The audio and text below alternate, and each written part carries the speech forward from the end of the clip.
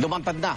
Natadtad po ng pasa ang dalawang neophyte na kasabay umano ni Mark Andre Marcos sa sumailalim sa initiation rites ng Lex Leonum Fraternity. Sa kwento nila sa pulisya, ang pangunahing suspect na si Gian Angelo Veluz daw ang tumayong handler nila sa initiation. Saksi si Emil Sumangil. Hindi lang hirap sa paglalakad, bakas na bakas pa ang pamamaga at pagkukulay talong ng mga binti at hita nina Ephraim Daniel Lara at Ryan Christopher Maranan, mga 21 anyos na kapwa neophyte daw ni Mark Andre Marcos, na sumailalim din umano sa initiation rites ng Lex Leonum Fraternitas. Unfortunately, hindi magandang kalagayan nila. May physical abuse from this part down to their feet. May mga hematoma. Kabilang sina Lara at Maranan sa mga inilistang sangkot daw sa initiation, batay sa anonymous letter na ipinadala sa pamilya Marcos at sa mga pulis. Kaya naman lumutang sila para patunayang biktima rin sila at kasama pa sa siyam na na-hazing umano ng frat. Umiinit na daw yung kanyang pangalan at baka raw may mangyari masama sa kanya lalo. Kaya i-volunteer na raw niya na ipakita sa akin. Ayon kina Lara at Maranan, ng primary suspect na si Gian Angelo Veluz daw ang tumayong handler nila sa initiation. Kinumpirma rin nilang Sabado pa lang ay kasama na sila ng grupo ni Gian sa isang bar at sa frat house nila sa Las Piñas. Gayun din sa farm ng pamilya Veluz kung saan daw idinaos ang initiation. They were blindfolded.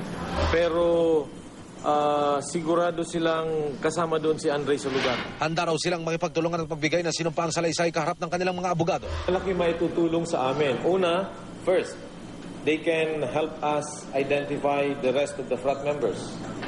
Second, they can tell us blow by blow the circumstances.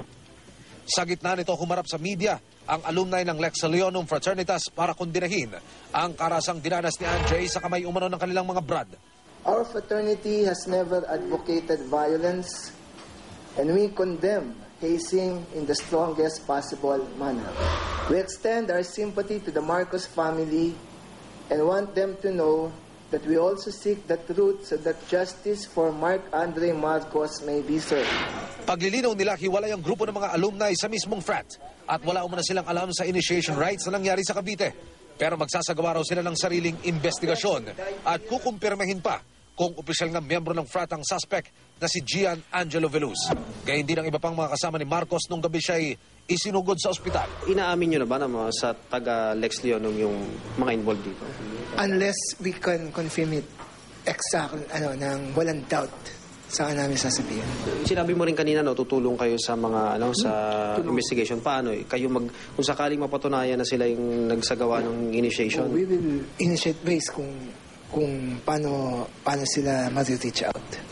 Tutulong kami doon. Hindi pwede hindi. Samantala, sa isang pahayag, tiniyak ng De La Salle University Medical Center na nabigyan ng mabilis at karampatang medical support si Andre nang dalhin sa ospital noong gabi ng Linggo. Dahil din daw sa kaduda-dudang sitwasyon at kawalan ng mga kasamang kaanak, agad daw ipinagbigay alam ng security ng ospital sa Dasmariñas Police ang kaso ni Andre. Pero dahil lubharaw ang tinamong mga pinsala ni Andre, ilang beses daw siyang nag-cardiac arrest. Ang pinakahuli, 2:43 p.m. nitong Lunes. Matapos ang 30 minuto, binawian na siya ng buhay. Emil Sumangil ang inyong saksi.